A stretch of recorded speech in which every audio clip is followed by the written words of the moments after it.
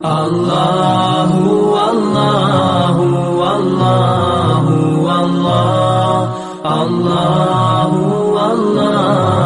اللہ اللہ۔ حدیث میں ہے کہ ایک شخص کی شکایت کی گئی کہ وہ جب بھی نماز پڑھتا ہے تو سورت اخلاص پڑھتا ہے۔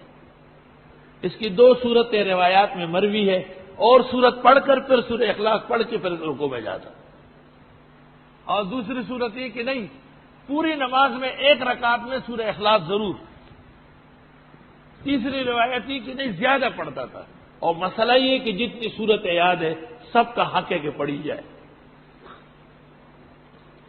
ترمذی شریف بخاری دونوں میں ہے۔ آپ نے اس سے پوچھا کہ تم ایسا کیوں کرتے ہو؟ انہوں نے کہا انہا صفت الرحمن، یہ اللہ کی توحید پر مشتمل ہے، میں چاہتا ہوں کہ میری نماز میں صفت الرحمن ہو۔ آپ نے فرمایا حبک ایہا یدخلک الجنہ، اس صورت کی یہ محبت آپ کو جنت لے جائے گی، اجازت دے دی۔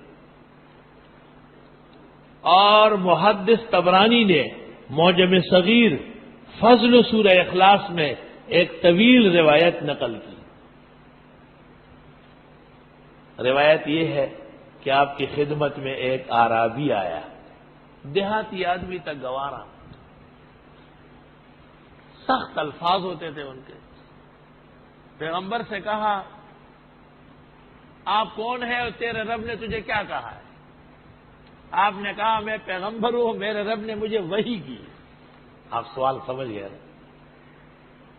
اس نے کہا جو گیت آپ کے خدا نے گائی ہے وہ گیت سناؤ، اس طرح الفاظ اس نے کہے۔ آپ نے فرمایا ابھی ابھی سورت اخلاص نازل ہوئی، میں پڑھ کر سناتا ہوں۔ آپ نے سورت اخلاص کی تلاوت کی۔ دیکھو اعرابی ہے، دیہاتی ہے، عام انسانوں سے کم تعلیم ہے، لیکن قرآن کی سورت سن کے کیا کہا؟ نعم الالہ الہنا، ہمارا خدا آفرین، ہمارا خدا کس شان و شوکت اور عظمت کا خدا ہے۔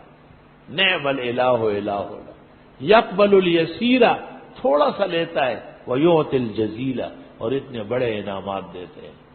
اس سورت کو سمجھ گیا۔ عبد الرحمن ابن عوف قریب آئے اور رسول اکرم صلی اللہ علیہ وسلم سے کہا کہ میری ایک اونٹنی ہے جو بالکل ولادت کے قریب ہے، ایسی اونٹنی بڑی قیمتی سمجھی جاتی ہے، وہ دینا چاہتا ہوں۔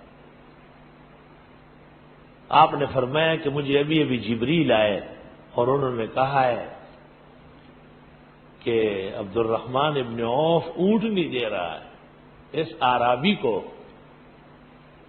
اور اس عبد الرحمن ابن عوف کے لیے اس اونٹنی کے بدلے میں 87,000 اونٹنیاں جنت میں سجائی جا رہی ہیں۔ چنانچہ صحابہ نے کہا کہ ہم سب ایک ایک اونٹ دیں گے۔ وہ اعرابی جب گھر جا رہا تھا تو اونٹوں کا ایک قطار بنا کے لے جا رہا تھا۔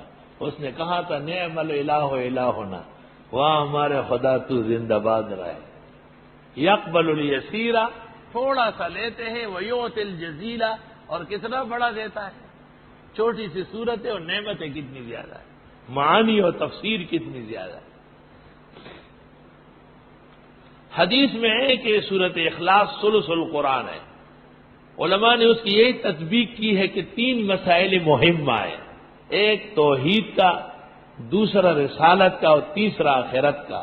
توحید کا مسئلہ مکمل اس صورت میں بیان ہوا ہے۔ جب کوئی شخص پورے قرآن پر قادر نہ ہو یا وقت نہ ہو اور وہ اخلاص کے ساتھ یہ سورت 3 دفعہ پڑھ لے، اللہ تعالیٰ اس کو قرآن مجید پڑھنے کا ثواب دے دے گا۔ بعض حفاظ تراویح میں اس سورت کو 3 مرتبہ پڑھتے ہیں، فقہاً یہ ناجائز۔ بعض قراء اس کی ترغیب دیتے ہیں اور بسم اللہ بھی جہر کرواتے ہیں۔ دونوں باتیں قاری صاحبان کی غلط، کمزور، خلاف فقہ ہے۔ ہاں آپ ویسے پڑھ سکتے ہیں، نماز میں ایک سورت ایک دفعہ پڑھی جائے گی، ایک سے زیادہ مرتبہ پڑھنا فرائض و سنن موقدہ میں یہ ممنوع ہے. ہاں نوافل کا باب وسیع ہے.